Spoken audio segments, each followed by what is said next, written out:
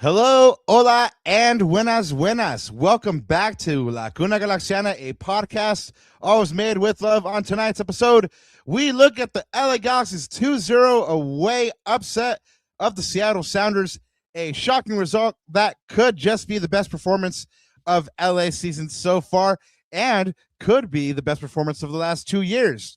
We'll be joined by Lex Avila, a.k.a.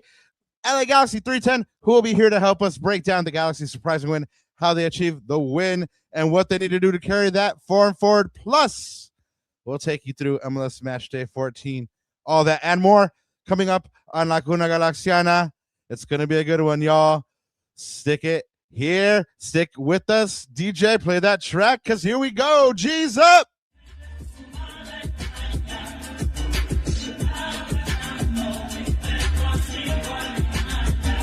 Yeah, let's get it started with a new year, new me. Una Galaxiana still reporting on the news feed, yeah. And you know who it be, the 6 stars from the jersey, putting work in the league. Word on the street, we rip teams immaculately. We see the players come and go, but I'm forever a G. And you can catch me yelling tactics on the field when I leave. Get it together like I'm Vanney when I'm giving a speech. Back to the pitch, score goals, dribbling tricks. I heard a transfer window rumor, let me see who it is. I got statistics on the player, puzzle pieces that fit. Con este show que es tan bilingüe que tu papi lo ve. Rápido pues, hablando de este club otra vez. En las buenas y en las malas, we got love for the crest, love for LA. Let's get it started, light up the stage. Every week on Monday night I'm tuning into the place. Yeah, you know what it is. It's Laguna Galaxiana, 4th season, Rob Ananda. And my name, ya te lo sabes.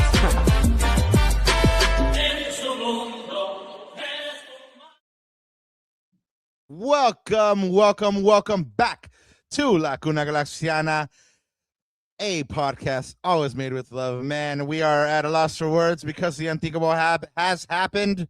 The LA Galaxy has beaten the Seattle Sounders at Lumen Field. It's been a decade, but it has happened, and we are privileged to watch it happen here in the year of our Lord 2026. Thanks for being here with us. I'm one of your co-hosts, Rob Halon, and you can always find my written work at the Sporting Tribune and me online at El Escudero de LA, and the man wearing that Arsenal top because his team seems to be on the precipice of a historic title, my co-host, El Yerno Guapo, the long-suffering one, will dub him today, Ananda Kirana. Papa, how do you feel? I'm just gonna keep it PG, and I can't even talk because I'm like, ugh. Like I don't want to tempt fate, Papa. Like I just don't want to tempt fate, so I'm not gonna go there. This is an LA Galaxy podcast. Pero 90 minutos hasta glory. Well, we'll see tomorrow. We'll see tomorrow if my team is crown champions or not. And that's all I'm going to say about that, because, like I said, 20 years without a title, I'm not going to tempt fate now. Not when you're literally have a toenail across the finish line. So. I'm just going to keep it a buck. I'm going to keep it at that, because this is elated fool. This is elated fool hours, Papa. This is elated fool hours. And you know what? We were like glad fool hours, if you will. It's glad fool hours, and we were like, who do we want to get on today to join in our elatedness? Yeah, invite another elated foo. No sad foos, man. Elated foo. We can't even say Modelo foos because that's a thing now. It's like no more. But we've got to celebrate. So, Papa, I'm just going to bring him on right now. We're going to welcome our good friend, our homie, Mr. LAGalaxy310 himself. Papa, what's up? Welcome back to the show. He's got the Arsenio. Woo, woo, woo, woo. Yeah, man. I mean, I'm glad I'm joining the show on, after a great performance like the one we just saw against Seattle, and not sad fool hours. It's going to be a lot nicer Galaxy 310 on this version of the show. Let's get it. But you know what? One day we're gonna have to be Savs together, and we're gonna have to go in as well. So, but that is not today, because you're right. We're celebrating a win. But I got to tell you, man, I was thinking about you the other day because I saw this video online, and they were cutting up some guy's mustache, and it was some Firme Vato, and he was like cutting up the mustache, and he was like, "Oh shit, homie. These straight lines right here are feeding me." And then I was like, oh man, like I know a man with a really clean mustache like that. So anyway, I was memorizing you the other day, man. Yeah, no doubt, man. But like I said, thank you for being here. It is off the back of this, let's face it, kind of shocking LA Galaxy win over the Seattle Sounders 2-0 at Lumen Field. I mean, since Ananda said the phrase keeping it a buck, I mean, I think if you were to ask these Galaxy players, they would be like, no, we know we can run with any team and we know we can beat any team. And yeah, I'm sure, like, you know, as a competitor, you think that, but then you also have that other side of you is like, oh shit, we get worked every single time we go there. Like, God damn it, what are we in for? And yeah, so there's also that side. So it's like, you know, I think, yeah, Galaxy players themselves would be like, no, we're not shocked. Like, we know we could do this, but I think if they're really gonna keep it a buck, like Ananda said, I think, yeah, lightweight, they're a little shocked, even at themselves, even at the result. And you know what, we'll talk about Seattle putting out maybe a favorable lineup for the Galaxy to, if it was going to happen, it was going to happen today. But you know, as we get into all that, you know, we'll break it all down. But before we get into anything next, you know how it works around here. We're gonna get your one-word reaction to this win. I've said shocking. I've said surprising. Válgame Dios was a common phrase around the house when we saw it happen. What about you, man? My one-word reaction is going to be blueprint. This is what we just saw, is a blueprint of how this iteration of the LA Galaxy needs to play moving forward to compete in this league. We saw them do it against Vancouver. We saw them do it on the road in Atlanta. We saw them do it on the road versus Seattle. And theoretically, had they not strayed away from that blueprint against SKC, we're looking at a 9-point road trip. And so, yeah, that's my one-word reaction. I think blueprint. Greg needs to come to terms with the fact that, you know, you guys have talked about this on the show before. Like, this iteration of the LA Galaxy is an absorbed pressure team, and pick your moments, right? What do we have? And I know we'll go into the stats and all that, but the one stat that stuck with me from this game was 2 shots on goal, 2 goals. Like, it's not always going to be pretty. And the Galaxy were very efficient. They picked their moments to get forward. A world-class ball from Marco Royce unlocks Gabriel Peck, and you know, there we are. We're a goal ahead, and then they finished them off, which is something the Galaxy haven't really been able to do this season, is finish teams off. And I think we were all shocked. I mean, yeah, shocked is a great word, but for me, it's blueprint, thinking ahead. Like, this is the blueprint for what the Galaxy need to do moving forward. Ooh, yeah. I mean, that invites a whole nother talk about, you know, whether we will see kind of Greg absorb that. I mean, Anand and I have even talked, you know, in the real world about how, like, you know, man, is Greg ready to accept the data and say, hey, we're not a possession-based team. We're actually a transition team, and this data supports it. But we'll get into all that. Lex, I like it. Blueprint, that's a good one. It is a forward-thinking word. Ananda, what about you, man? Yeah, I like blueprint a lot. We're going to talk a lot about that theme throughout the show today in terms of the one moving forward. Just at one word, damn. Oh man, K-Dot style. But yeah, look, so just a little context for this game. I purposely, and you know this story, Papa, because I told you this yesterday. I did not watch this game live. I caught it on tape delay, if you will. I was out on a family thing, and I turned off my phone because I knew it was going to blow up. Yeah, the lengths you went to not find out the score. I'll share this too, because I shared this with Rob yesterday. I got home. I told my wife, I'm going to go change into my pajamas, get comfortable. Can you please turn on Apple TV? Because you know how they have this. They need to change this. They have the final result that's on the title card. So like, if you're trying to watch it on tape delay, you really can't skirt that in any way possible. So my way of doing it was like, hey wifey, can you just put this game on and then just pause it when the game's about to start, and then I'll watch it then. And yeah, surprised and shocked and all that, but man, I gotta give it up to Greg Vanney and the team, and I have to say this was a masterclass. This was a masterclass, and I don't say that very often too when it comes to Vanney against Schmetzer. But in this particular case, yeah. we'll talk about the Schmetzer part, which I think is interesting. Schmetzer's dog walked Vanney before, and several times, man. And so, he's at his number. And so again, like game plan was on point. The execution was on point. The moments where the Galaxy had to hurt Seattle, everything was on point. And I think we'll talk about this later, but I'll just spill the beans now. I was more shocked at the 0 than the 2. But overall, like I just complete masterstroke, masterclass by the team, and very well done. Something to be commended, because we haven't said that a lot in the last 16 months of watching the LA Galaxy. And you know what? Like, two things have to be true, right? On Wednesday, we were absolutely furious that these players didn't come out and they didn't play how they should have, and we were blaming this coaching staff, and we were saying, like, look, this is a preparation thing. They got to get these players. And then, but the same thing has to be true for these players that come out and put out this kind of performance. This is also down to coaching, right? If we say it one way, we got to say it the other way. So, so sorry about it for all you Vanney outers out there. I mean, I know you're going to try to cancel me for it, but I mean, the man did it. I mean, he had a good game, and people are going to be like, it's only one game, but like I said, it's the blueprint. It could be beginning of something bigger and better. You got a word, Papa? You got a word? Ooh, I said a bunch of them already. I said shocking, surprising, válgame Dios. You know what? I'm just gonna say this. Like, most of the time, I'll say satisfying is my word, and I'll give you context, because yeah, most of the time I watch the game when it's away, and wifey's out and about the room.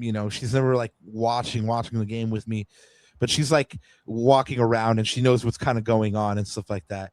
And she's nothing of but a world-class hater when they're not playing well, which has been really, really frequently. So she's just been like on them, right? And it's to the point where I've just been like, damn, do you even like this team? And then one day she was like, to be honest, no, not the way they've been playing. And I was like, damn, blood, like you're savage. Yeah, no, like she's savage, bro. Wow. Getting married to an Ecuadorian is unique and spiritual blessing, and I thank the Lord every day for it. Anyway, neither here nor there. But at the end of it, she was like kind of like shaking her head and like, wow, me gustó como jugaron. Like I liked how they played. And so I always say this, when wifey's happy, like I'm happy, man. So it's like she was satisfied, so I'm satisfied. That's my word of the day, and I'm sticking to it. I mean, like, they put a smile on that woman's face. So yeah, that's put a smile on all our faces, to be fair. They done did it. Yeah, man. Like, no, it's and it was needed. They needed that kind of win and victory after Wednesday, man. Like, the fans, let's be honest, if it had been at home, there would have been more chance. I mean, people would have been all up in the stands again. And so this was the kind of response that this team needed. But really quick, before we move on and on to, we're quite a bit into the show, and I realize that, we haven't told people where to find us. We haven't thanked chat for being here. We haven't let them know to subscribe. They're going off already, man. So I'm just letting them be. They're going off. Yeah, and that's the wonderful thing. Chat is doing their thing already. So thank you, chat. Pat yourselves on the back. I mean, you guys are brilliant. But really, if you got something to say and get off your chest, hit the super chats. If you got something to ask Lex, if you got something to ask Ananda, hit up those super chats. Let us know. I can confirm now. Stop the presses that yes, we do have a blue sky. It is real. It is there. Like, I saw it, and I've even what are they called, Ananda? Like, they're not called tweets. What are the I don't know, posts. I sent you messages. I don't know. I sent you a bluey. That doesn't sound good. I don't know if I want to go there. I'm gonna refrain there. Anyway. Now we're definitely canceled. You use the right vowel there, because that could go a lot of different places. Yeah. Okay. Anyway, we have a blue sky. I'd like to buy a vowel, please. An O. Anyways, moving on. All right. Anyway, the whole point of that is we have a blue sky. I can confirm. Ananda, anything to add before we do a couple of shout outs and then get to game time? Yeah, I mean, you guys, like I always say, you guys can always follow me, block me, or stalk me at Ananda Galaxiana. You can find us on all of your socials at Laguna Galaxiana is the handle. Pretty simple there. Again, Rob mentioned Blue Sky. We're on all the socials. Hopefully, you guys have been enjoying the Minuto de la Mañanas. Hopefully, you guys have been enjoying the post-match presser. Sorry, we couldn't do one again. I was in a family thing. Rob had some stuff going on, but we will. Unfortunately, well, the next presser is going to be at the dig, so we are going to do that live. But of course, we're going to be taping that live. ¿Qué pasó? Hold on, don't undersell it. ¿Qué pasó? Yeah, you were at a family thing, but let's give a round of applause to your moms and pops for making it that long, man. Like, you know, like, congratulations to them. That's man. right. I was at my parents' anniversry dinner, so 46 years. C'est l'amore. Okay, but sorry for interrupting. But you know how we do it on the show. We undersell and over deliver. That's how we do it. But anyways, we try to. Anyways, we try our best. I mean, we haven't gotten canceled, so I think that's a proof of concept there in season 4. But anyways, so where was I? Anyways, Forget the plugs. You guys know where to find this. I just want to say thank you to everyone in chat popping in, of course. And of course, Papa, como siempre, antes de olvidarme, buenos días, tardes o noches. Bienvenidos a Elated Foo Hours en la Cuna Galaxiana, temporada 4. Hope you guys enjoyed the banger that's always Arquitekto Verbal season 4 music. Always got to shout him out for sure. And yeah, and also got to shout out Just Anthony 94 with that $5 super. Gracias. Thank you, Papa. $4.99. Damn. It's, you know what's crazy? Like, remember how like value meals used to be like $1? Now it's like, oh, it's the $5 value meal. Like, what the oh man, like, oh, good times that we live in. Anyway, hey, maybe I'm aging myself, but I remember this jingle. $1.99? Are you out of your mind? Yeah, dude. Hey, remembers that one? Man, remember that one with the Lakers? Remember that one with the Lakers? They did the double quarter pounder with cheese. Oh, Green, with Asa Green and Vlade. Oh man, that was the banger. All right, now we're definitely going on off the rails, but that one we're feeling good. We're feeling pod. Good about this Galaxy team, and so we are in a jolly mood. But just Anthony brought it down to earth, and he asked me, "How are you going to feel when the Gunners somehow mess up the double?" Lo siento, pa. All I'm going to say is the truth's going to hurt in a little bit, hopefully. But anyways, that's all I'm saying. All right. Yeah, and it's not going to tempt fate though. Not going to tempt fate. And it's got the haters so shook that they're even leaving their teams. Shook ones. Shout out Mob Deep. Yeah. Anyway, excuse me. That one was for my friend Marinita there. I forgot to hit the mute there, but anyway. No, you did good. Shout outs and announcements section of the show brought to you by us.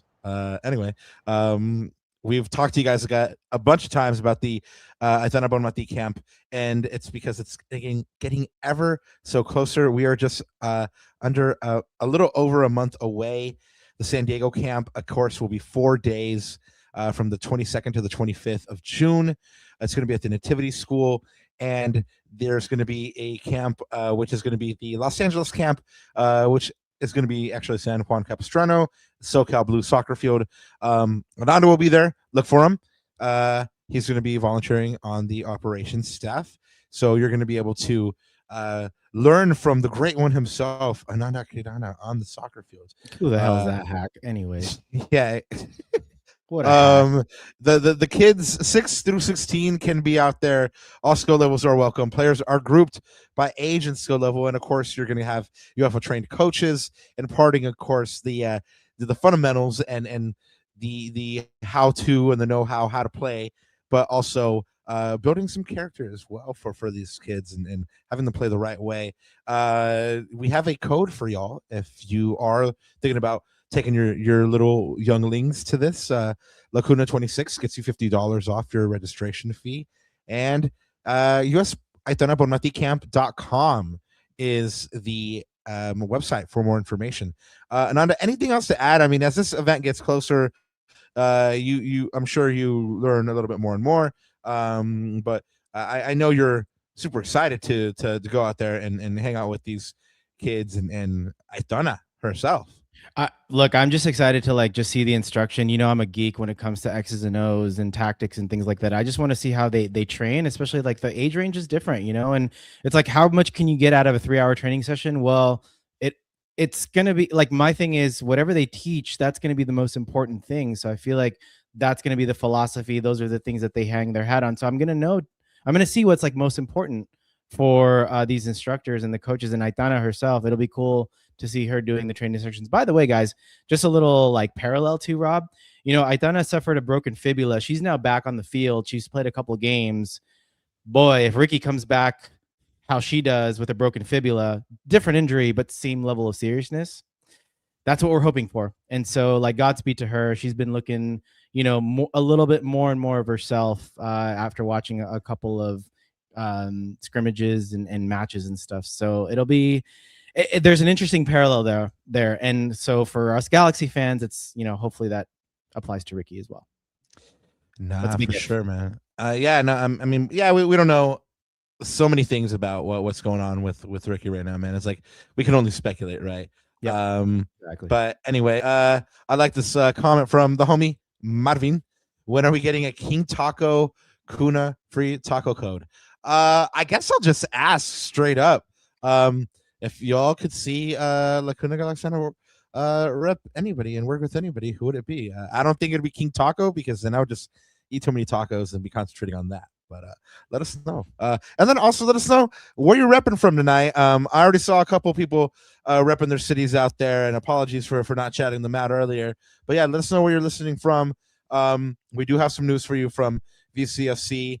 Unfortunately, they did drop El Traficito to LAFC2. They did lead through Vicente Garcia first, and then LAFC2 scored 2 goals in 2 minutes to make it 2-1. Eric Diaz scored the winner for them in the 73rd minute, and Isaac Luna got a second for VCFC late as the consolation. And so VCFC drops El Traficito to LAFC2. And after 12 games played, that brings them down to 6th place on 19 points, a 4-4-4 record, 21 goals for, 19 goals against, and a +2 goal differential. Their next match is against Tacoma Defiance on Friday, May 22nd, away at 7 p.m. Speaking of VCFC, we have a special announcement. My colleague Ananda and I will be sitting down pretty soon here with Jose Pepe Magana from VCFC, talking to him about his journey there with VCFC, what it's been like to be called up to the first team a couple of times this year, make the U.S. men's youth national team along with his friend Harbor Miller, that special class of 07 actually that Greg keeps talking about, and a lot of other things. So hopefully we'll be able to bring you that one pretty soon. And yeah, so watch out for that. Lex, the MLS All-Star game is open, and now I know it's kind of taboo to say vote for a Galaxy player. I don't know what camp you're in, like vote for them or not vote for them, but if you had to send a Galaxy player based on their play, who would it be? I mean, we're looking at Glesnes right here. Will he be your pick? Glesnes, I feel like could 100% go to the All-Star game and no one would bat an eye. But the way Marco Royce is playing, and like again, we're assuming we actually want guys to go to the All-Star game. For me, I'm one of those guys that are like, especially for a guy like Marco Royce, like let him rest for a week or 2 weeks, right? That would essentially be like 2 weeks. Let him get rest. But I could see Don Garber using one of his picks on getting Marco Royce there, one for marketing reasons, but two, he's actually crushing it. And I was a Marco he's doing Royce. well. I wasn't, I wouldn't say I was a Marco Royce hater, but I was like, we could be using that money on someone else after the 2024 championship season. Marco didn't have a great 2025, but here in 2026, he's crushing it. And like, I will eat crow. I'll say, you know what? I tweeted the other day. I was like, I think it was after the Atlanta win, and I woke up the next morning and I was like, wow, 3 points in the bag. It feels great waking up. And the only thought in my mind is, where would this team be without Marco Royce? Without this, how old is he? 38? 37. 37. Yeah. Where would this LA Galaxy team be without this 37-year-old Marco Royce? Wow. I don't know the answer to that, but probably not in the position that they're in. And so I think that he should, 100% get a shout at the very least to go to the All-Star game and represent the G's. I don't think that's an unfair shout at all. He is killing it. Ananda, let's shout out some of these cities that we got here from our peeps. Los Juneros out there. We got Scott out in Glendora, Big Marvin and Migos out in Whittier. La Puente in the house. Say what up to Big Pablo. Nightmare in the Valley, holding it down for all the Cuneros out there. Pomona, what's real good, Tom? And Temecula, all the way out in Temecula. Super One, gracias por escuchar. Thank you for listening. And of course, Sun G-Cam Valley. from my bed. Yeah, that's you Shout know out what? G-Cam. Like that's everybody's favorite spot too, man. I mean, I don't know your bed, maybe who knows, but like their particular bed. Sun Valley, XPH. We got XPH and Sun Valley keeping it down over there. Oh man, Pablo, I don't know if Painter's playing in the World Cup yet. I don't know if the Ghana squad has dropped. I know a bunch of squads have dropped. Surprisingly, Neymar made the Brazil squad, man. I don't know if you heard that one today. That one was a wild one for me. G Cam said, from his bed, he also threw in a super chat for us. Muchas gracias. He says, three-part harmony, Lex. Come on, man. Where you at, Doc? Yeah. Actually, so I see the super chat from Big Heck. Big Heck, we are actually gonna go to that. That's a question that we have for Lex. So I'm gonna table it, Papa, if you don't mind, until the end, because there's a whole section about that towards the end. More so about like who we think should come into the Galaxy, or who Robert, you have the agents on speed dial. So I know you're talking to Casemiro. Yeah, man. I definitely have already been reaching out to Casemiro, and I was like, hey man, you know what to do. But you also know that I'm kind of not like the biggest fan of the movie. I know. I know. But yeah, Big Heck, we definitely will get back to that. So hang up this. We will go ahead and touch on this. This is a big one because there is only one game left in the first half of the season, and let's be honest, this team is gonna look different after the return of MLS. But anyway, like we were saying, get those votes in for the MLS All-Star Game. Congratulations to Gabriel Peck and head coach Greg Vanney for making the MLS team of the match day. I think all the Vanney outers are very upset right now. They're saying, who decides these things? This is preposterous. But anyway, it's the team of the match day. Not even gonna lie. As soon as I saw this, I was like, "Oh, I'm going straight to the comments in about 2 hours. I'm just gonna let him drift in and just take my popcorn out." But all I'm gonna say is two things can be true at the same time. You can give credit. Yeah, absolutely. You can criticize when it's. I mean, the opposing thoughts can be held at the same time, and I'm sure we'll talk about that throughout the rest of the show. Yeah, and then obviously Gabriel Peck gets the goal and the assist, and he's been on a tear. 4 goals in 3 games.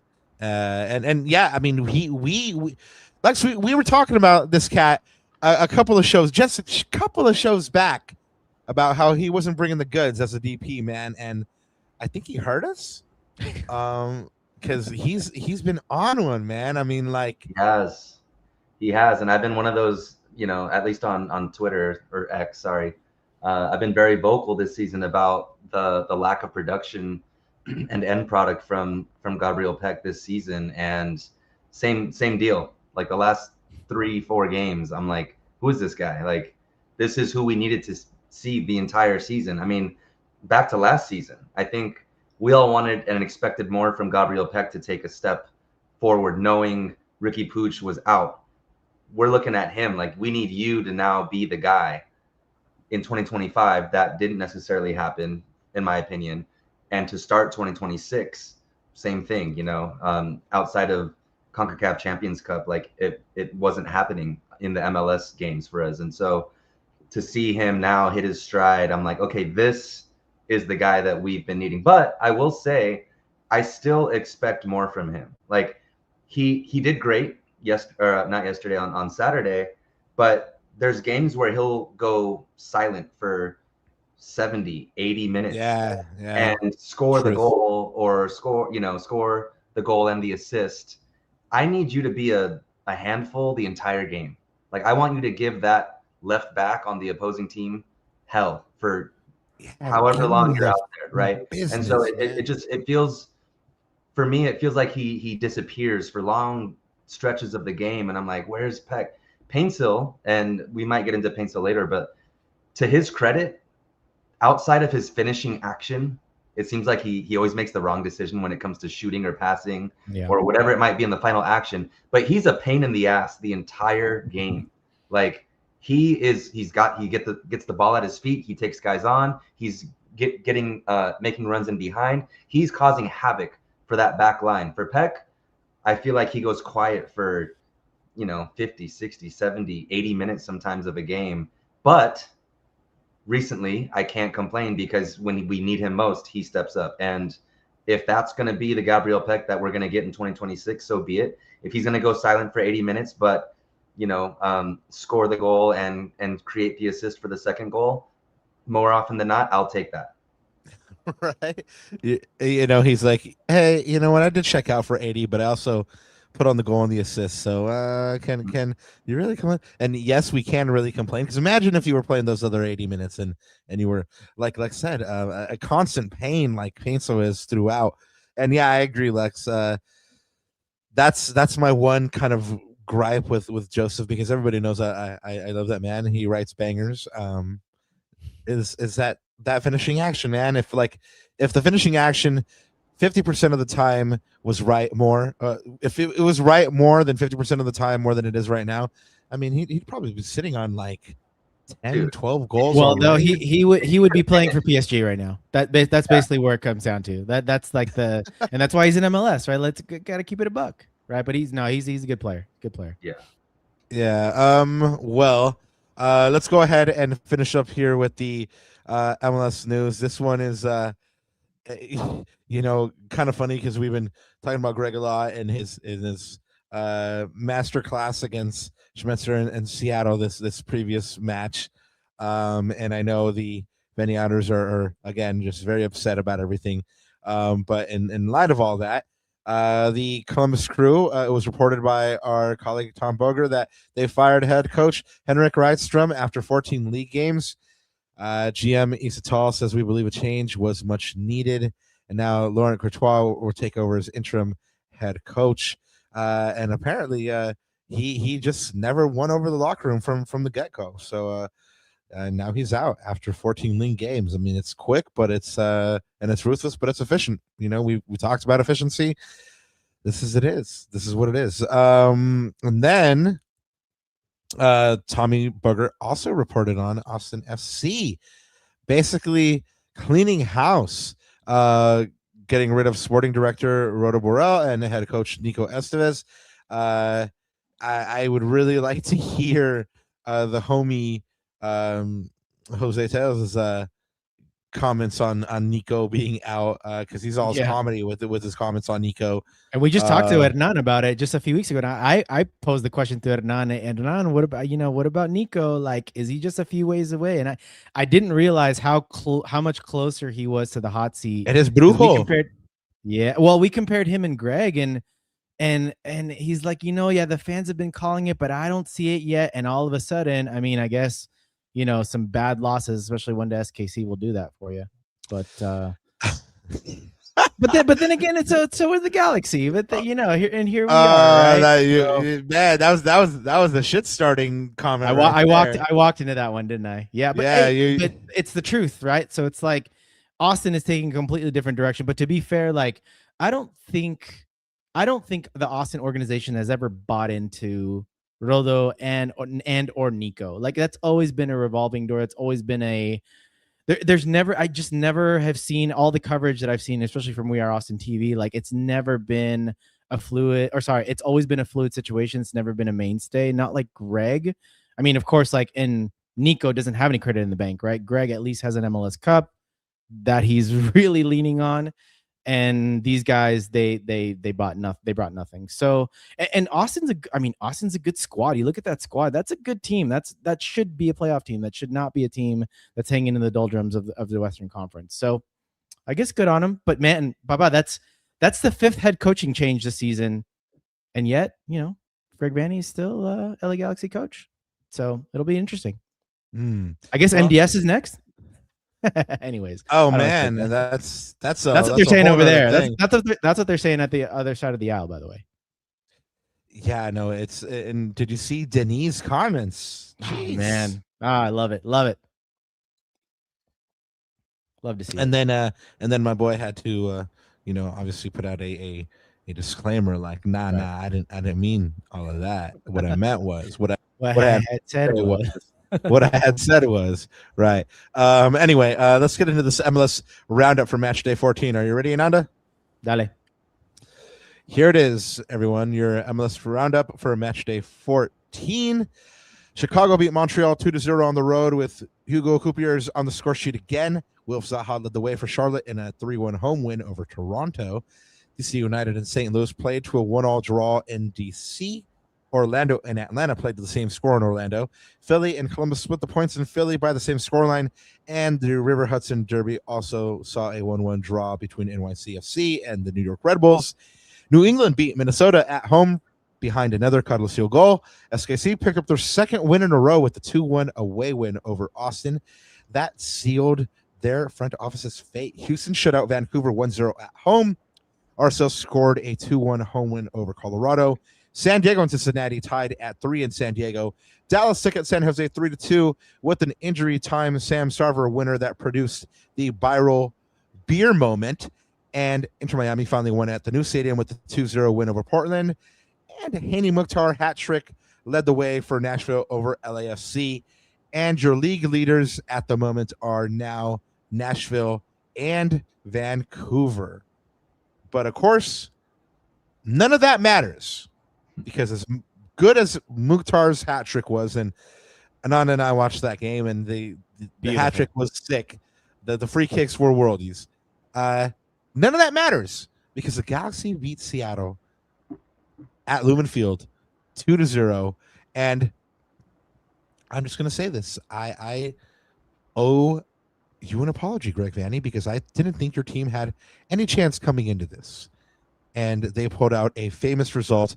I think, even though people have brought up a couple of different matches that are worthy of conversation as well, I think this is the most impressive result for them in the last 2 years. And I mean that in all of 2025 and so far in 2026. Yes, they beat a couple of Mexican teams along the way in the League's Cup. They took third place. Yeah, but this is huge in a lot of different ways, not only just the hat trick, but exercising the demons of not winning there in a decade, being kind of inconsistent. And that word got me into trouble with Greg in the press conference. I mean, not really, but I think he took umbrage with this one. We'll go ahead and show you what we mean in a little bit. And then getting this result, yeah, I do think this is the biggest one here. My illustrious colleagues might disagree with me, but let's get into it here with this LA Galaxy versus Seattle match recap. Well, yes, I was gonna say while we're on it, let's just hit that nail on the head. Like I think that's a great little segue for for us answering that question. Lex, what do you think? Best win in the last 2 seasons?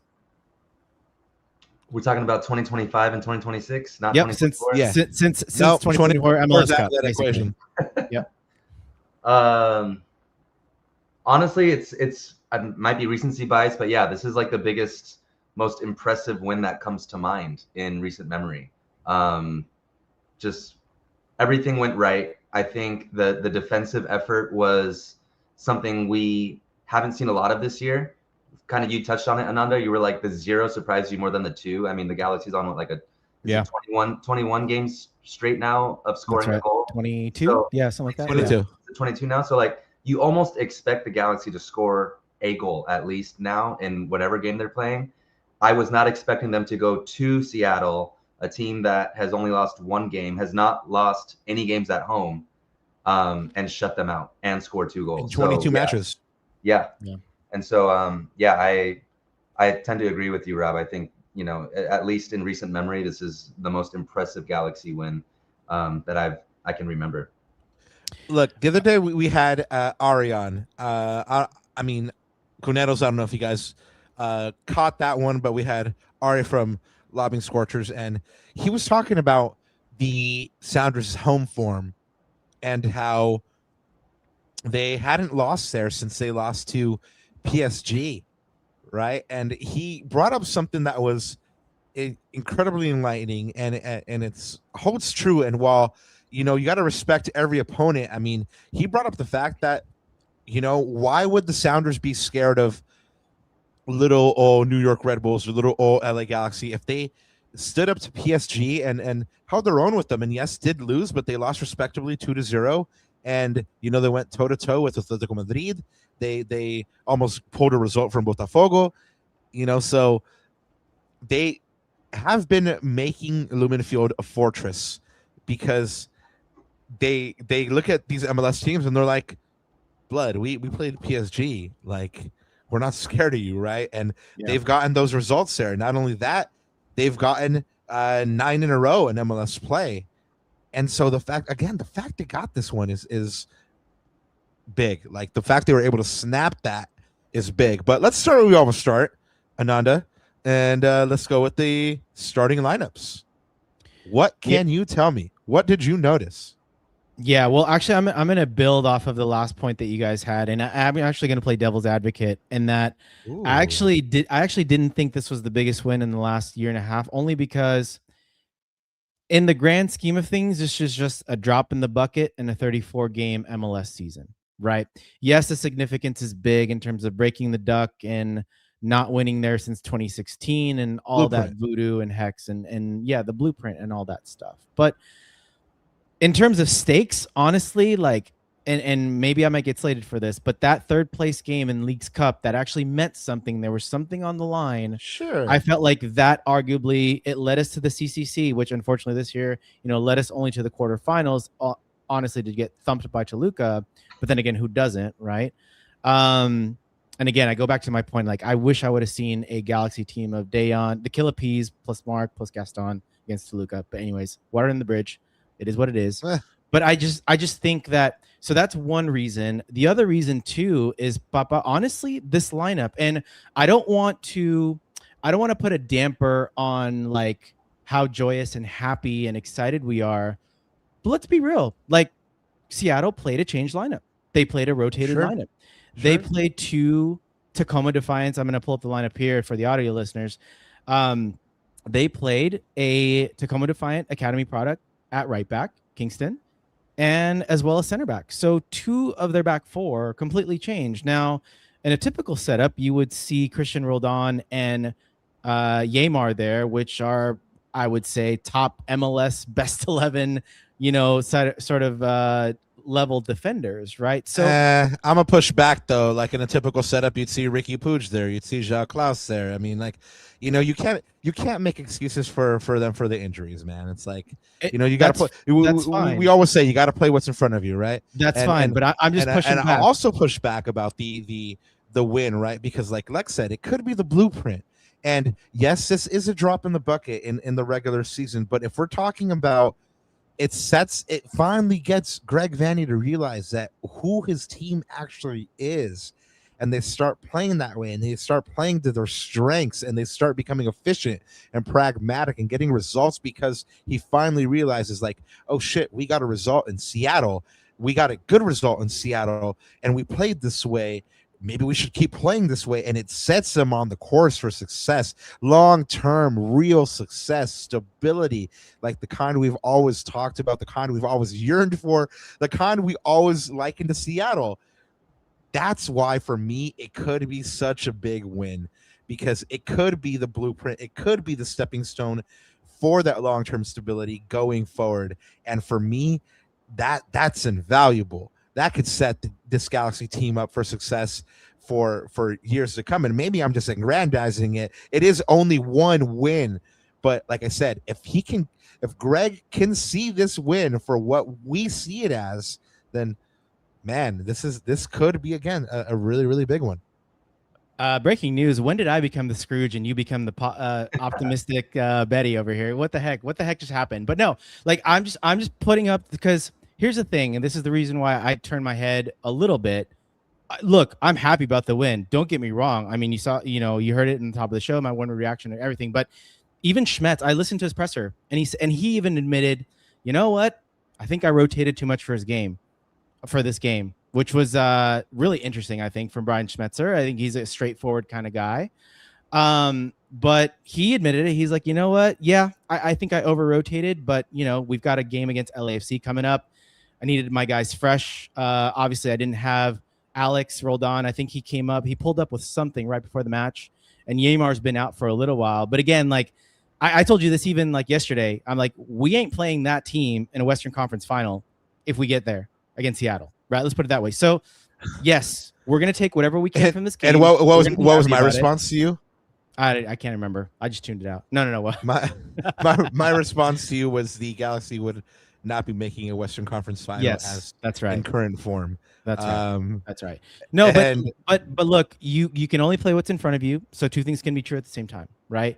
But the thing that I wanted to ask you this, Lex, because I think this is something really interesting, right? It's sort of the irony for me that Schmetz admitted that he rotated a little too much, but he wanted to give a couple of Tacoma Defiance guys a chance, which for them is a huge part of how they build their teams. Ari came on the pod last time and he talked about how these homegrown players, they're basically a cheat code in the MLS roster rules. Like if you get one of these guys to hit, that's a huge advantage for your team. And it's just funny or a little bit ironic because, like as fans, like we call Greg to like, hey, play the academy kids for more. And credit to him, he's been playing Harbor. He's put a lot of faith in guys like Mo Cuevas, etc. But at the same time, it can backfire. Like it backfired this particular game, right? So I'm just saying that like I think I have a little empathy for Greg because it is tough. Like when do you put those guys in the right moments, in the right positions? I guess that's why they get paid the big bucks, right? But what do you think, Lex? Fair or foul in terms of like, what is it fair for the Galaxy fans to like kind of give Greg, at least in this regard, like enough shtick, or should we play the kids and see what happens? Because that's the only way in MLS. One of the ways, not the only way. One of the ways in the MLS roster rules that you can build a really good team for not only the short term but the long term. Yeah, I think for Greg and for every team in MLS, it's understanding the moments where it makes sense to bring guys in. I think Seattle's in a position where they can heavily rotate in a short week. I think I don't know if they also played on Wednesday and then Saturday, but they have the luxury of doing that. Having been unbeaten at home, they were in the upper part of the standings. They have that flexibility to be like, okay, the Galaxy's coming in. They just got clapped by SKC. Like this is an opportunity for us to bring in some of those guys and see what they have. I think the right back that you were referring to got subbed out at halftime or something like that. Right. So like you could see Schmetzer was trying to like find the right balance. And to his credit, he admits at the end of the game, like maybe I over rotated, maybe I shouldn't have taken the Galaxy so lightly the way the Galaxy might have done to SKC. But like he had the idea of this is an opportunity and this makes sense. We have a break coming up. We need our guys. You mentioned it, they play LAFC. We need our guys ready for LAFC. This makes sense to rotate. And, maybe they over rotated, maybe they didn't. I don't know. But, I tend to think Greg Vanney oftentimes gets that balance wrong, where he'll bring in guys where it maybe doesn't make sense, or he won't play academy guys where it does make sense, right? Like, and so it's a delicate balance. And I'm not saying Vanney's good or bad at that. I'm just saying I can understand where Schmetzer was coming from, looking at the schedule, looking at the short rest, looking at the opponent, looking at their home record, and thinking all these, at this intersection, it makes sense to maybe try out some of these guys. And so I think that's what managers need to do more of, is really find the opportunities and the situations where it makes the most sense to take that risk, and one of the things that for Greg Vanney specifically, I don't know that he does enough of is like raise his hand and say like, hey, I got it wrong. Like in mid game, right? If you started a guy and you're seeing that it's wrong, 30 minutes in, take him out. Like no one's going, like, I feel like if he starts someone and it's clear that that person or that guy's getting, torched on the left or the right, whatever it might be, I don't know if there's a little bit of pride or just like, or too much patience where he's like, Let's give it more time. Let's give it more time. Bro, if it's not working 30 minutes in, take him out. Raise your hand, answer the question in the post-game conference and say like, yeah, you know, it didn't work out, but I wanted to give him a shot. He's been killing it at G2 or whatever it might be. And then go from there. But I feel like often like Schmetzer did, right? Took the right back out at halftime. Like, that's okay. Get your guys experience, give him 40 minutes, 45 minutes, whatever it might be, 50 minutes, and then take him out. And, you know, that's valuable experience there. So, you know, I don't know. It's a long-winded way of saying, like, I feel like there's a delicate balance that I don't know that Greg Vanney has mastered yet. But it's a really important aspect of building these guys up and really figuring out what they can do before you make a decision on, are they good enough to play for the first team? Are they not? Well, you know, Greg did share with me that he was going to sub Fools out earlier, but he's like, man, LAGalaxy310 is going to cook me on Twitter, dog. Like, yeah, I can't do that shit. No, but Ananda, obviously this week's player spotlight is easy. Peck's goal and the assist. We've already mentioned him. He's got 4 goals in 3 games. Just playing really good ball right now. What else can you tell us about El Brasileiro, the God's favorite? Yeah, I mean, I put up the little one sheet here on the screen, so I'll read it out for the audio listeners for his stats. But 1 goal, one assist, expected goal involvement of over 1 to 1.3, so really good there. I think the thing that was most impressive for me is 4 chances created, led the team. Papa, usually that's Marco Reus, but in this case it was Gabriel Peck, and he created 2 big chances. So he is doing everything right now. He is, and this is one of the things about Gabriel Peck that I think fans have been calling for, is just like making good decisions and like releasing the ball early, releasing the ball in the right moments.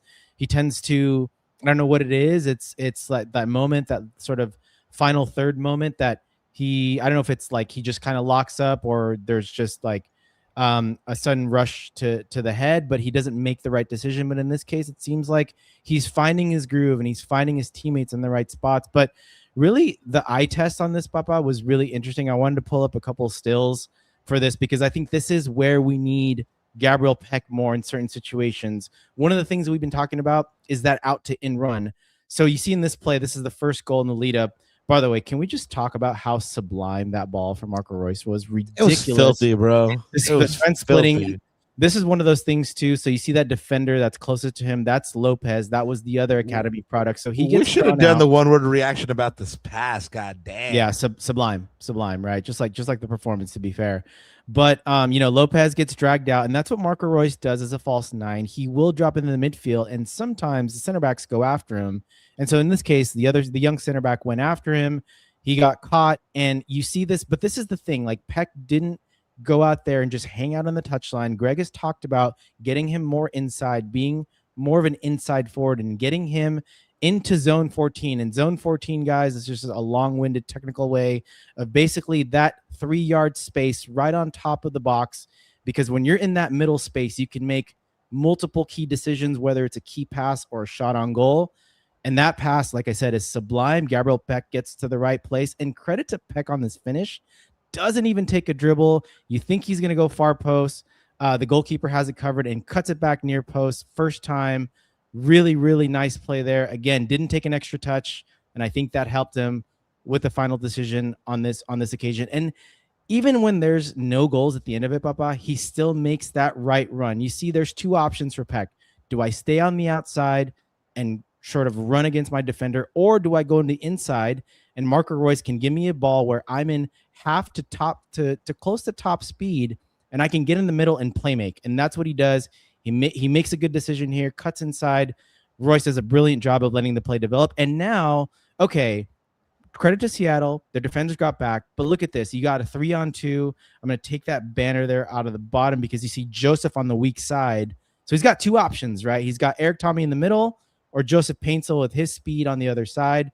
This play develops. And this is the one, Papa and Lex, if you guys remember, that led to the cheeky back heel. That would have been a hell of a finish. But again, this is like, in terms of the cerebral aspect of this and the headiness, you would have seen Peck just run on the outside. But when you go on the outside, you don't go into a threatening position. You're kind of caught you have an extra defender there basically, because you're basically hugging it against the touchline, and you're not affecting the play. This time he makes, again, Royce picks him out brilliantly in the middle. Now I've got a 3v2, and these are the positions that we need to see Gabriel Peck in. So, guys, from the eye test, it's not so much about, yes, it's a little bit about the finishing and the final action, but it's also the positions that he's getting to. Maybe it's a little extra coaching from Juninho, maybe it's a little extra coaching from one of the coaches, but this is the Peck that we need to see. It's not only the athleticism, the motor, the drive, it's the headiness, it's the cerebralness, it's the, am I going to make winning plays? And over the last few, he has. And I think that's been, to the naked eye, it's really hard to see. But when you break it down like this in stills, I think that's going to be the difference in that 10% sort of increase in performance, in my opinion. And that's why I'm glad you broke it down for us. And Andita Kirana, thank you so much, with a mini version of Los Galácticos here on the show. Deep cut. Yeah, deep cut. Shout out El Profe. Guys, if for whatever reason you didn't catch this game, you are just joining us, you didn't know what happened, but the Galaxy, they got a famous win, man. Like, yeah, it's just in the regular season. Yeah, it's just against a division rival, but it's a big win because, again, this is an away win, which they don't really get a lot of away wins anyway, but this is a place where they hadn't won in 10 years. So good on them. If you didn't watch the game, Gabriel Peck and Marco Royce opened up the scoring together. They combined to get that first goal, and I showed you the stills on that one. But then Gabriel Peck, he gets the late winner. He passes the ball to Mateus Nascimento, who basically just has to pass into goal. But from the early goal to the goal in stoppage time, there was a lot of Seattle attacking, and the Galaxy defense was able to withstand that. And one of the main reasons was James Thomas Marcinkowski. Yes, just phenomenal. Every time this full JT makes a save, Ananda's like, "That's my goalkeeper," and I'm like, "All right, man, right on." That's my man of the match. I know Peck did, he was on the score sheet, but yeah, I don't know that the Galaxy hang on to win this game if JT doesn't come up with the saves that he makes. 100%. I think we got to give him his credit. Can I give you a stat? Because I'm a stats guy, guys. In 10 starts, JT Marcinkowski, goals prevented 2.25 in 10 matches played. Novak Mitrovic only got 4 starts, prevention of a negative 1.55. That's a 4-goal delta differential, and Novak's played half the games. So wow. JT has taken his spot. He's taken his chance. Even in crappy games like SKC, I mean, he was at negative 0.5. He had his save count that night, but he's kept this team in so many games. So I think I definitely wanted to give him his flowers, because I think it's easy to overlook that huge save on Paul Arriola, and that's what you want your goalkeeper to have. I don't care if he's good with his feet. Make him make big saves for my club and to keep us in games and to get the 3 or 1 point, and that's what he did. Fantastic performance. 100%. That one where he comes out for it, bro, and Arriola. The one where Musaski loses a tooth, I believe. Oh yeah, man, like that one was a save where you're like, yeah, he came out, he was big, he was brave, he made the save he needed to make. And honestly, like, I can't picture Mitrovic coming out like that. And for the life of me, I can't picture him coming out like that, because it was a little uncontrolled, but it got the job done. Like he made the save and he prevented the action. We're going to go to this super chat that I know is going to make Ananda smile. GCam with the super chat. Muchas gracias, GCam. Says, everybody pray for Spurs to get relegated, please. Yeah, a little mathematically less possible right now, GCam. But hey, anything can happen. It is football we're talking about. That's true. I hope for all the Arsenal fans out there that you get your wish. But let's go ahead and talk about Lex, what you brought up at the beginning. This is the blueprint, right? It also shows us a couple different things that the Galaxy is a transition team. So this is one of those obvious things that, like, Ananda sees IC, Lex UC, but again, Greg just he defaulted to it against SKC and they got worked, and then they go back to it against Seattle and they win. So the proof is in the pudding, right? They're now 5-2-2 this season when they end the match with less than 50% possession. So the question is, I mean, and I think it's pretty obvious, should the G's, and this is for you, Lex, but also for chat, let us know what you think. Lex, at this point, the proof is in the pudding. Should the G's just ditch Vanney ball, play on the counter? Is this new version of, like, I think our colleague Sophie called this Galaxy 2.0. Is this even a better, funner Galaxy version to watch? I don't know about funner. That 2024 season was kind of crazy. I mean, that offense might be one of the best offenses in MLS history as far as watchability, just so dynamic. Anyone could score in any given moment. But as a Galaxy fan, I would rather win ugly than lose pretty, right? Like, and if that means abandoning Vanney ball for the time being, right? We don't know what Ricky Pucci is going to look like when he comes back. We don't know what moves they're going to make in the summer. Maybe they bring in a U22 playmaker and that changes everything. But right now, the way the roster is constructed with this iteration of the Galaxy, this collection of players, you have to look at the results. And the truth is in the results. You get a win versus RSL. You get a win versus Atlanta on the road. You draw Vancouver, you draw Vancouver, and then you beat Seattle. Like, I think three of those teams are in the top 4 in the league, in the West right now. Like, you've shown that you can compete with the elite in the West by playing the way that we saw on Saturday. So why would you change it? We saw what happens when you stray away from that against the worst team in the West. Maybe historically the worst team, one of the worst in MLS history. On pace to be the worst team ever. Yep. We've lost both games that way. So, which is crazy. Caveat, right? Or a tangent. If we win both of those games and we handle business the way we're supposed to against SKC, we're sitting in like 4th place in the West right now. Like, tied for 4th. Like, I know if ands or buts shouldn't matter. We shouldn't judge a team on what they could have, should have, would have done. But just saying, if the Galaxy handled their business against SKC in both of those games, we're having a completely different conversation as contending for a Western Conference, home title. playoff game. Yeah, wow. Exactly. Yeah. Like a few points out of first. So anyway, but all that to say, yes, the results have shown we need to play the way that we played against Seattle, to go on the road against, albeit a heavily rotated team. I personally thought when the starting lineups came out, I was like, Surreal again? Like, based off of the SKC game, I thought he was going to get benched after that game because it wasn't great. Winder, really? Haven't seen a lot from him this season. And so I just, Yamane hasn't been a regular starter. Cuevas has been starting in that spot, right? So on the topic of rotation, we also rotated. And for them to be able to bring guys off the bench like Rusnak, Roldan, De Rosario, Rothrock, and us still get the job done, we need to play this way. There's no ifs, ands, or buts about it. Just stick to the plan, stick to the blueprint, going back to the first question, and see what these guys can do. I want to see the Galaxy play the same way at home against Houston on Saturday and get 3 points.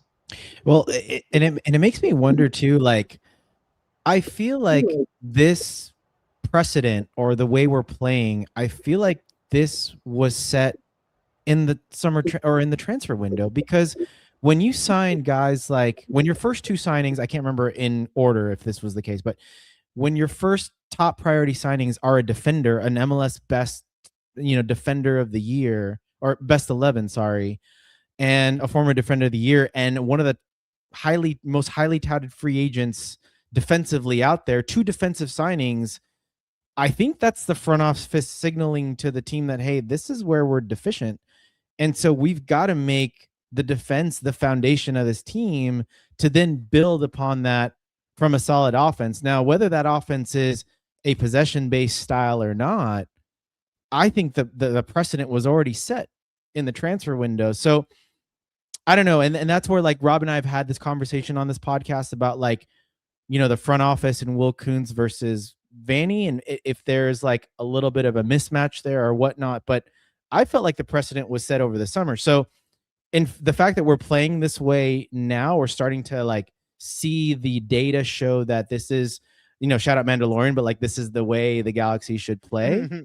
I don't think should come as a big surprise given that precedent that was set over the summer, at least in my opinion, Rob. No, not at all. I mean, however, winter. There is a but, and I'm sorry to tell you guys, but how many times have we seen the evidence and then Greg kind of go the other way? So that's what I'm like hoping for, is that like this is the win that finally showed him like, all right, this is the way we need to play, right? This is the way, right? Because let's face it, I mean, they broke a huge barrier. 10 years is not nothing. Yep. It's the first win out there in 10 years since 2016.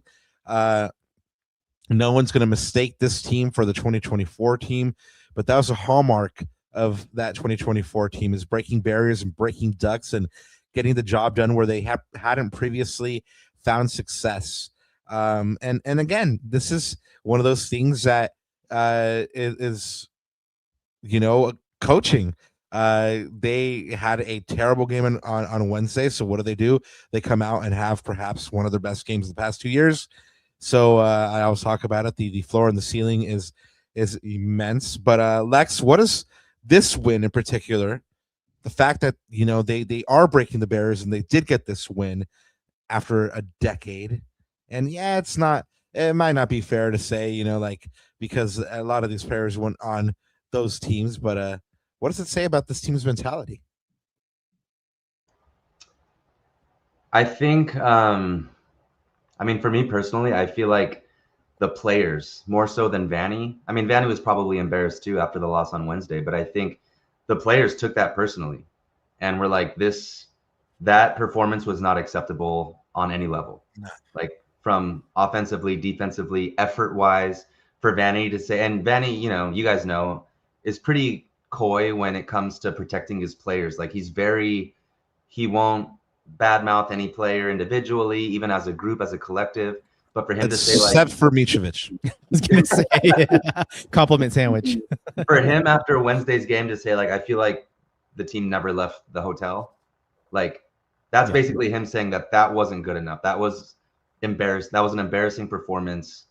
That's not how we prepared or anything like that. And so, I don't know. I think the team came out, and I've been openly critical about a lot of the guys in the lineup. That, you know, Cerrillo, I've had a lot to say about. Winder, I've had a lot to say about. Eric Tommy, I've been like, is he a poor man's Fagundes? You know, cosplaying as a poor man's Fagundes. They all balled out. Yamane balled out. Everyone stepped it up in that game against Seattle, and it seems like they were just a cohesive group, and they all, you know, were pulling in the same direction for the first time in a long time this season, where, you know, you could feel that they were a collective unit, and they were like, we are, especially after the goal, they're like, yo, we have a 1-0 lead. We're not going to blow this. We're not, you know, let's bunker down. Let's, as a group, come together and do that. We're going to grind this out. We're going to do the gritty work that needs to be done to get this result, whether it's a 1-1 draw or we hold them scoreless and we win 1-0, ended up getting another goal. Great. But like, that was the first time this season that I can remember where I saw a collective group of guys come together and like fight for the result on the road and like just fight for each other. So yeah, I think this is a huge step in the right direction. And I hope this is not fooling us the way that we thought, you know, the results coming from RSL to Vancouver to Atlanta into the SKC game. And we're like, dude, if they just do what they did in Atlanta against SKC, they are going to get 3 points. And they completely did not do that. So my mind is like, okay, if they do exactly what they did against Seattle, at home against Houston with all the G's in attendance, they should not lose. At the very least, they should not lose this game, right? So, but this team has been so bipolar, and you've mentioned, Rob, the peaks and the valleys are so high where they look like they could beat Vancouver, and now they're losing to SKC. Can we just kind of hover a little bit above the median and like just be a good team? Can we just beat the teams that we're supposed to beat? And if we can do that, we're going to be a playoff team, and no one's going to want to play as, come playoff time, especially if we make moves in the summer. But I don't know what to think about this team at this point, and I'm hoping that we see more of what we saw in Seattle this weekend against Houston. Good segue for consistency.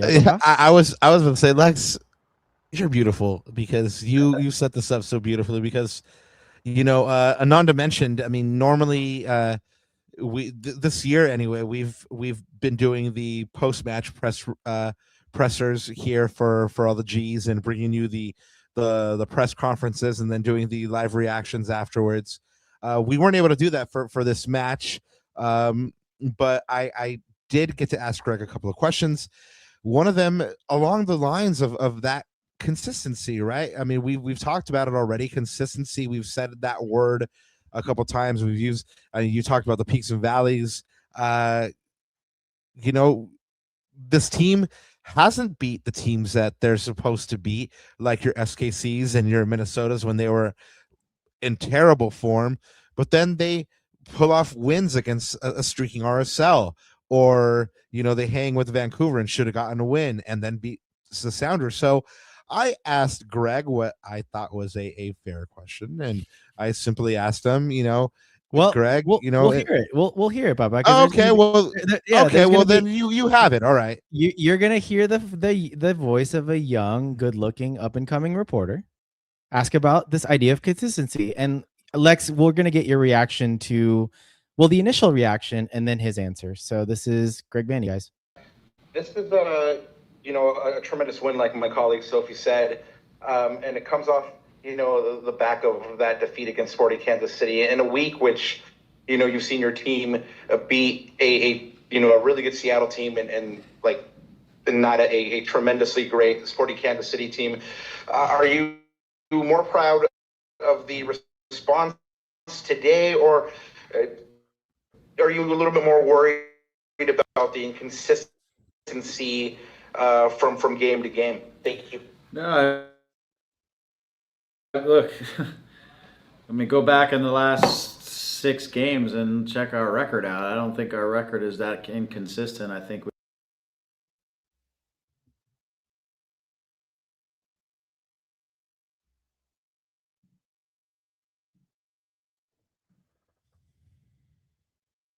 we had a bad performance in the middle of the week on a tough road trip, and not to give anybody an out. We just didn't play well. I think the most important thing is that we responded to it in a really difficult place on the third game. Guys, I think this video is a little choppy. Apologies for this one. Yeah. Sorry, guys. Well, we will try to bring you the full transcript of what Greg's answer. Sorry, computer's going haywire right now. So. I think Greg's still trying to disagree with me, and it's days later. No, but basically, guys, I mean, I asked Greg the question. You guys heard it, and Greg came back and he said, "Hey, I don't think we have been inconsistent over the last 6 games. We have 3 wins, and we've played with good teams, and we're coming off of a 3-game road stretch, with 3 games in a week, so basically he was like, I don't agree with that, like he didn't come out and say I don't agree with it, but yeah, I mean, Lex, chat, I mean, what do you guys feel like? I mean, my argument is like, hey, they're not beating teams that they should be beating. We don't know what kind of team is going to show up day to day. They could beat a team like Seattle, but they could lose to a team like SKC. So Lex, I mean, do you feel like the question is kind of like the premise is off at all? Like, I mean, the word inconsistent, you know, like do you feel like the team has been consistent enough? No, they haven't been. I mean, kind of in my last tangent, I was saying, you know, like the peaks and the valleys of what we don't know as Galaxy fans, what LA Galaxy team is going to show up on any given day, right?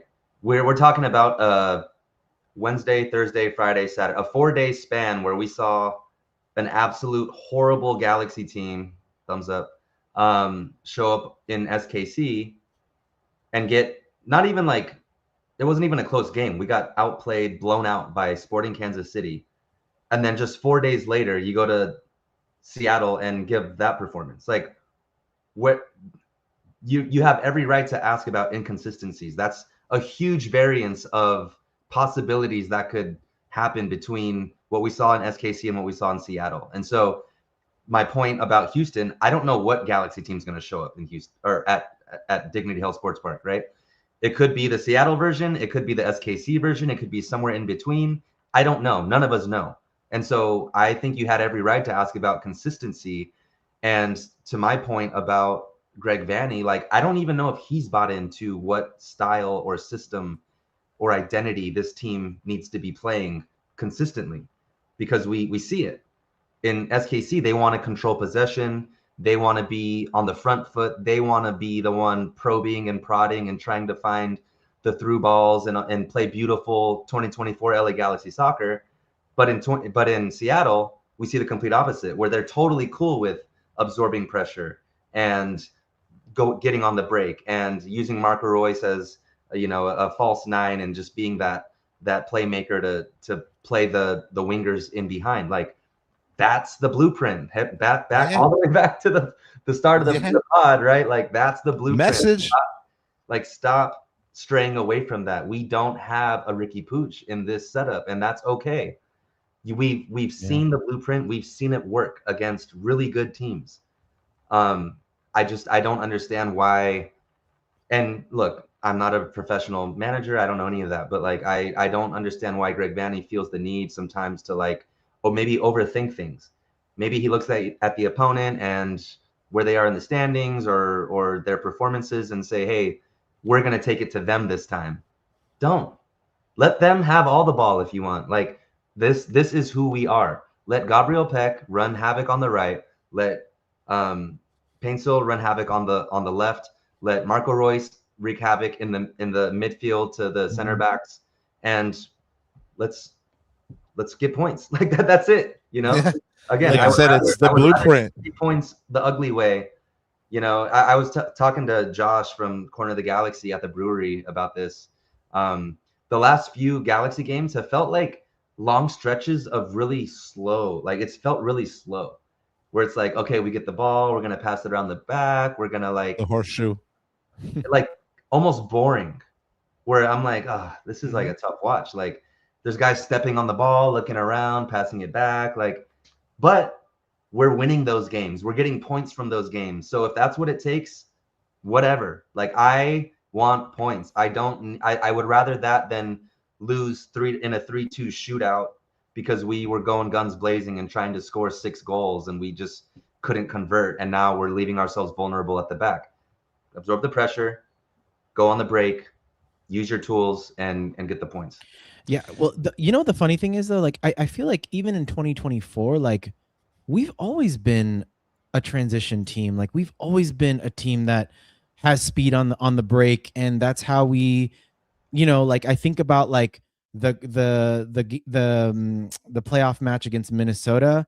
I mean, yes, there was a Marco Reus free kick in there, but we hit that team on the break. Like, there was like Colorado, like against the 2 legs, like we hit that team on the break. And it's just weird to me that Greg would go into a match in SKC thinking that we could be Manchester City and completely dominate technically. Like, we have superior technical dominance over the other team.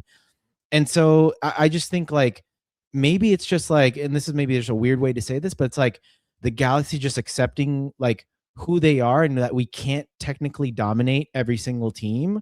Nor can we even technically dominate the quote unquote inferior team. This is MLS. Like anything can happen. Like this league is wild. Like, you know, and crazy results can happen and performances can happen on any given Saturday or Sunday. And so I think to your point, Lex, it's just about like really understanding the personnel and, you know, just accepting the fact that, hey, like my guys are the best in transition. And now I have two really good defenders in my team. Win the ball back and get that ball up the pitch quickly. I'll add another footnote here, guys, too, is the other thing that I saw really early in this game that was nice to see. I want to see more of it. The big diagonal. Maya used to hit that in 24, big diagonals out to the right from Peck. And I saw two big diagonals to start this game to Joseph Gainesville because he was like, okay, Seattle's pushing up. They're high. They played a pretty high line. You know what? I'm just going to bomb this over completely bypass the midfield and get up the pitch that way. And so that was nice to see. So it's like little things like that. Like just, you know, like Lex was saying, like do what has given you success. Like let success be your guide. And that should be the blueprint. Going back to that word. By the way, guys, take a drink every time we say the blueprint for all of those guys on playback. Everyone listening to this in the future, like just take a little sip of something, beverage of choice, every time we say blueprint on this podcast. Well, this is live. I wish we could go back to the beginning and say that. Like we should have said that. Hey, guys, every time we say blueprint, take a drink. Anyway, too late now. Blueprint. Anyway. That's a couple shots for y'all. Speaking of taking drinks, GCam, nuestro hermano GCam, thank you for the super chat. Says, the issue is that they aren't checking a Red Bull energy drink before and at halftime. Love this show. Oh, we love you too, man. Thank you. Hope to see you on Saturday. It's wild that I see all you guys on see Saturday. a lot of you guys for 2 months. That's pretty terrible. I don't want to think about that. But on the flip side, it is the World Cup, and you know everybody knows how excited I am about that. All right, so the moment of the match for me, it was that back heel that hits the post. That just would have been. I mean, I just would have acted like a silly fool had that gone in. Ananda, moment of the match. JT save. We talked about it. Huge moment. Huge moment. What about you, Lex? Same. That JT save. Actually, to be different, I'll go back to like there was an early save for JT, like early in the first half, where they were on the break. I think you guys mentioned it, and he was kind of out of his box. If that goal goes in, that changes the entire game. And JT made it look like an easy save. It wasn't, because the striker could have gone on either side of him, but he stops the ball. And I was. That set the tone. I was like, okay, JT's locked in. That's a wake-up call. If that could have gone in, that would have changed everything. But it didn't. The Galaxy are on notice, and let's snap back in.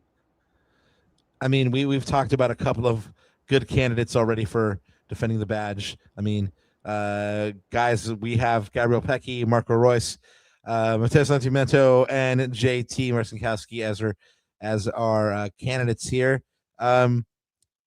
Nascimento's in here for getting his goal on a return, you know, last goal of his Galaxy career, guys. Yeah, geez, it could be right. And that's a whole nother podcast here.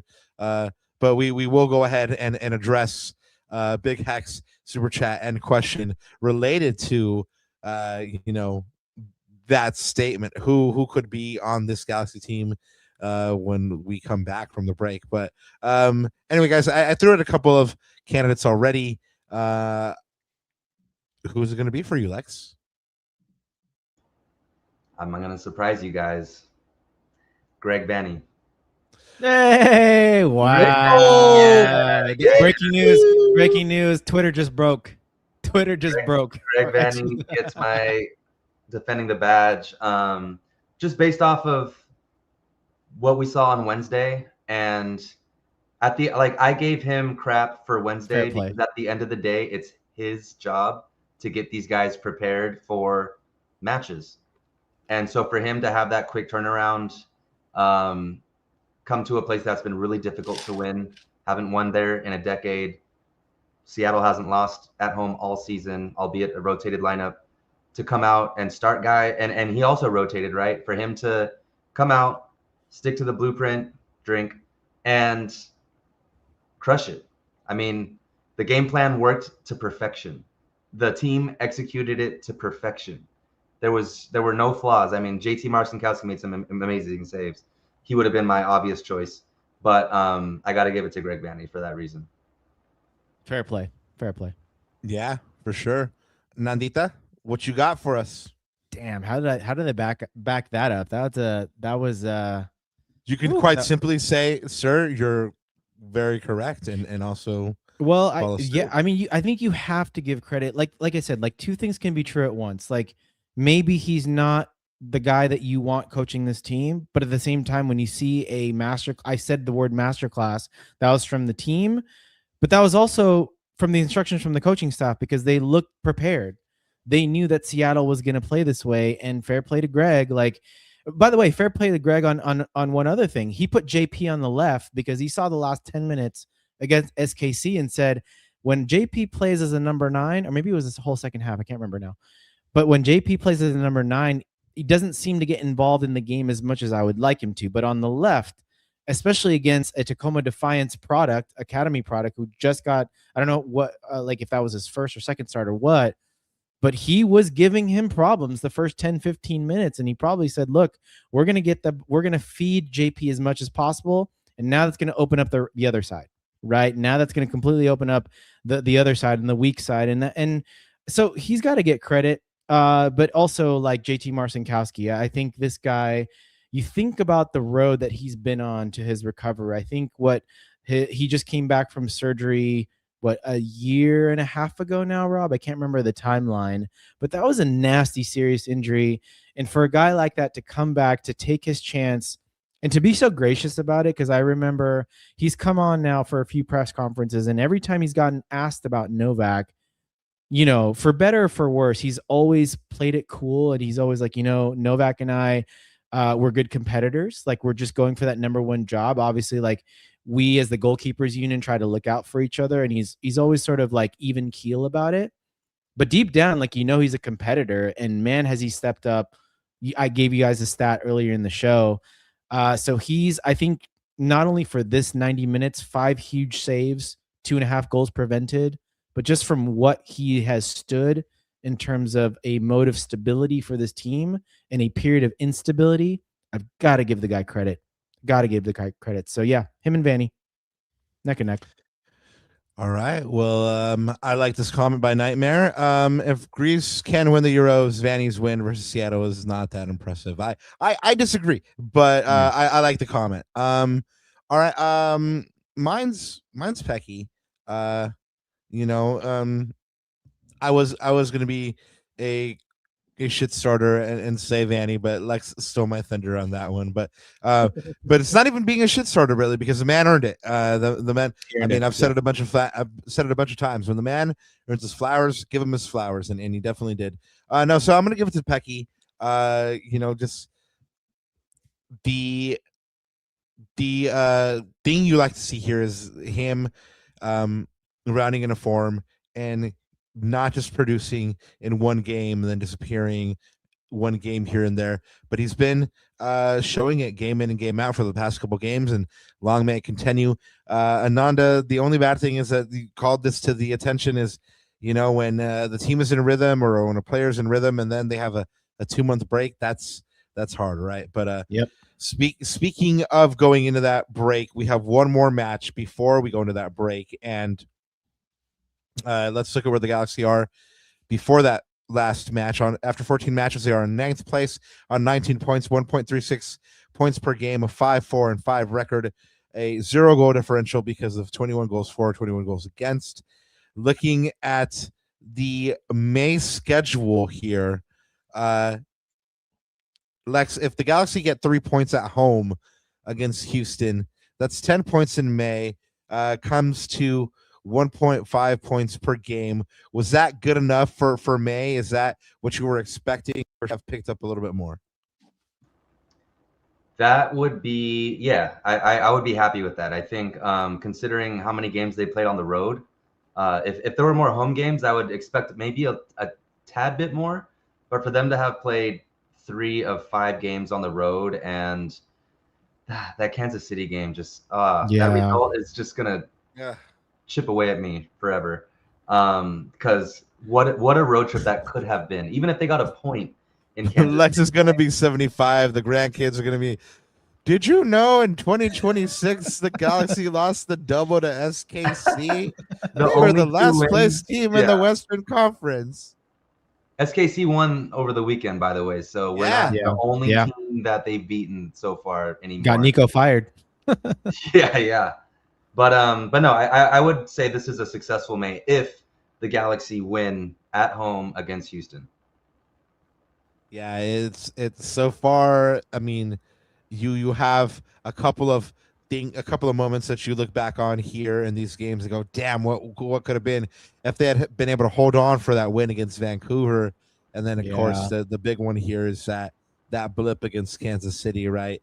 But guys, we promised Big Heck we would come back to this one because we did have a question for Lex about this.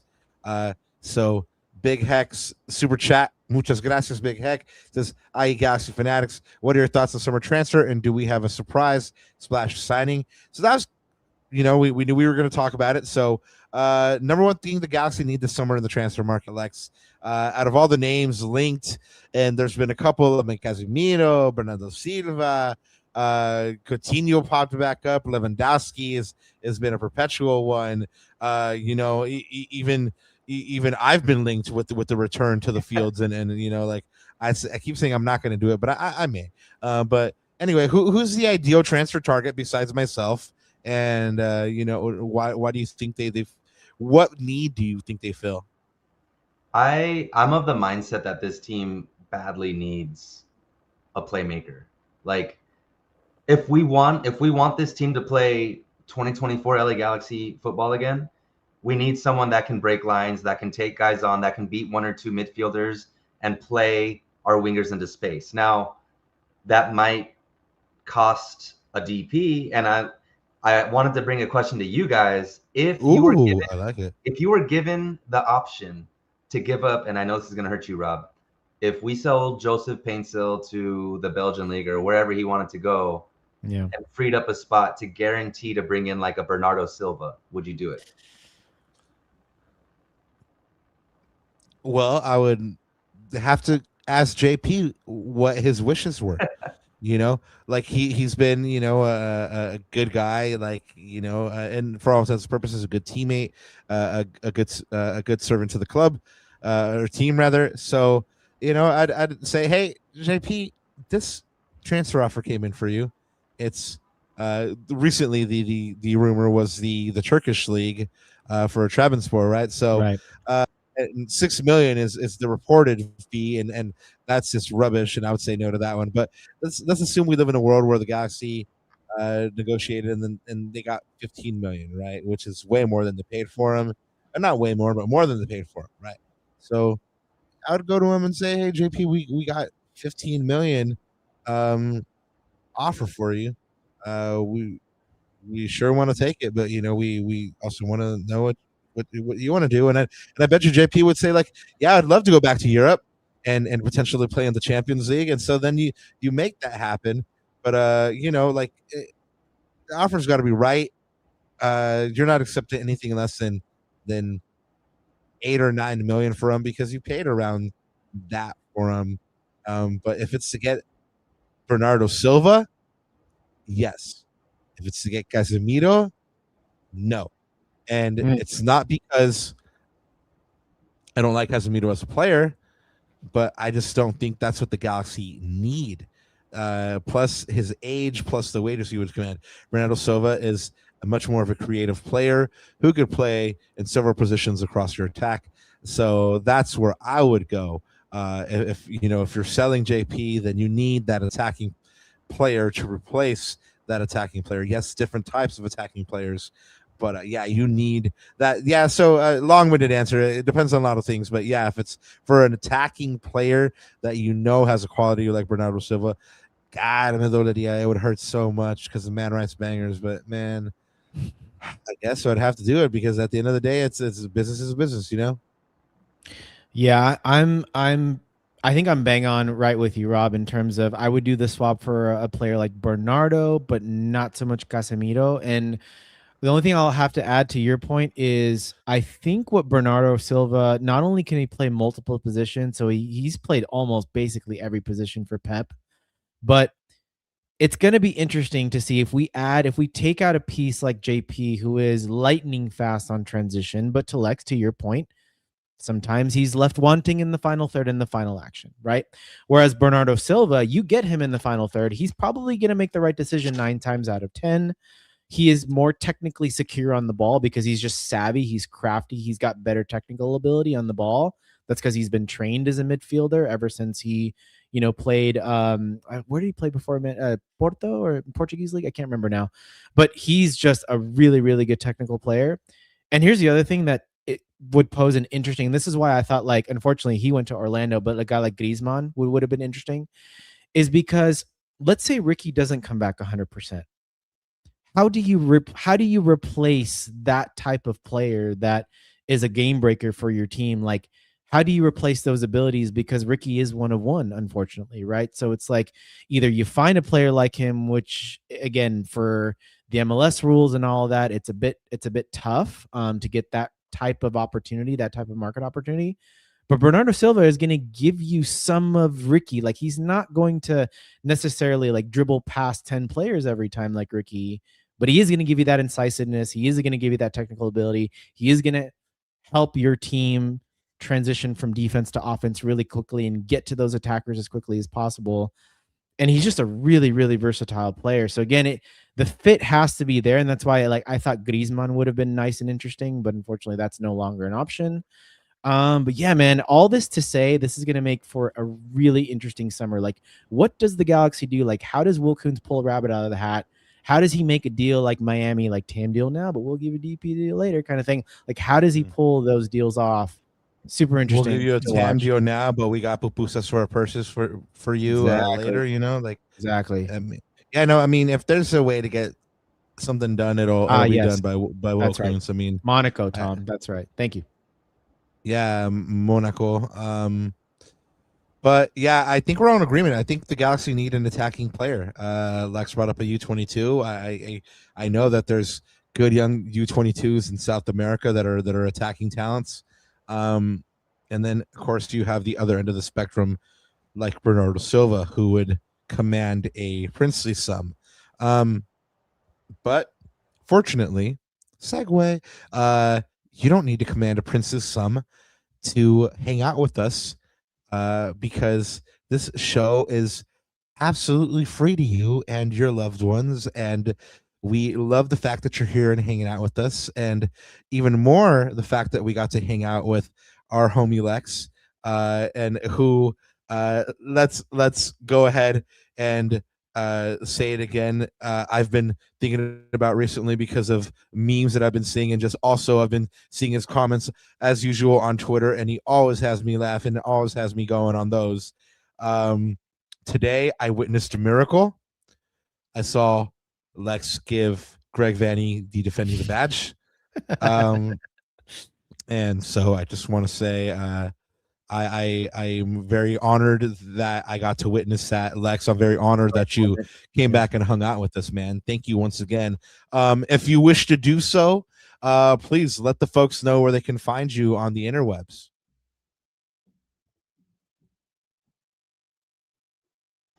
My bad. I was reading the chat. You can find me on X mainly. LAGalaxy310. That's my main. Maybe I need to get on Blue Sky. Is that a thing now? Like I guess so, man. Am I behind on the 8 ball there? Maybe I'll look into it. I know there's a lot of Galaxy fans on there too, but right now my account mainly is on X. You can find me at LAGalaxy310. Y'all heard it. Y'all heard it. Ananda, anything else to add before we wrap this show up? Besides, it was a hell of a win. Maybe it's not the biggest win in the last 2 years, but it is a hell of a win. Good on the Galaxy, good on the coaching staff. I think that kind of like sums up the experience. But anyway, anything else to add before we get on out of here? No, as always, just wanted to send my love to chat, and you guys were on fire. Like I said, Lex was Lex got a little sidetracked there with reading all the chat comments. But no, you guys are amazing, of course. But so thank you so much again for joining us. And just some programming notes from me, of course. Rob mentioned it at the top of the show, but stay tuned, guys, for a interview with VCFC LA Galaxy defender Pepe Magana. So that's going to be a good interview with him. So stay tuned for that. And then we will have a preview for you on Thursday as we head into the last game before the World Cup. Again, that's a home game against Houston.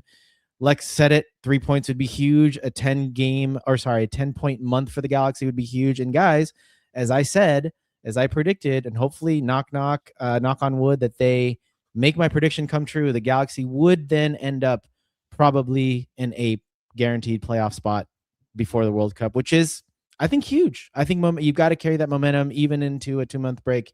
You've got to carry any sort of momentum, and then you get Klaus back, you get some of these guys back, and then we'll see. So, yeah, thank you to everyone in chat for staying up. Yeah, chat, thank you so very much. Thank you to our guest once again, our friend Lex, aka LAGalaxy310, and thank you to all you Cuneros out there for being here with us. We do appreciate it. We are gonna miss the hell out of y'all. Tom with the super chat. Thank you, Tom. once again. It says thank you guys. I enjoyed tonight. Great conversation, man. Yep. When you have a good guest, anything is possible to infinity and beyond. But yeah, guys, we are gonna miss you. I mean, the last game of the first half of the season is on Saturday, and after that, we'll have some announcements on some World Cup programming for you guys. But don't believe we're gonna let you by your lonesomes here with any Galaxy news. We'll still have that for you too. But man, it's gonna be weird with all that time off from no Galaxy soccer, two whole months, but never fear, we'll still be around.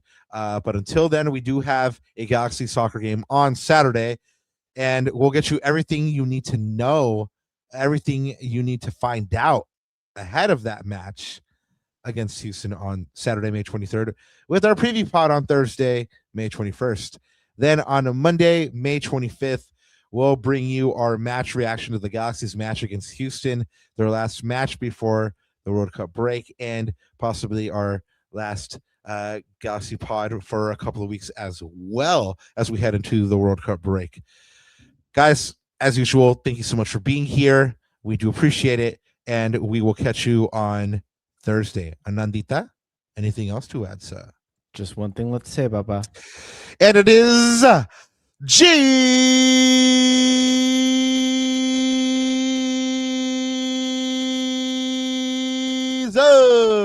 Queremos chat. See ya.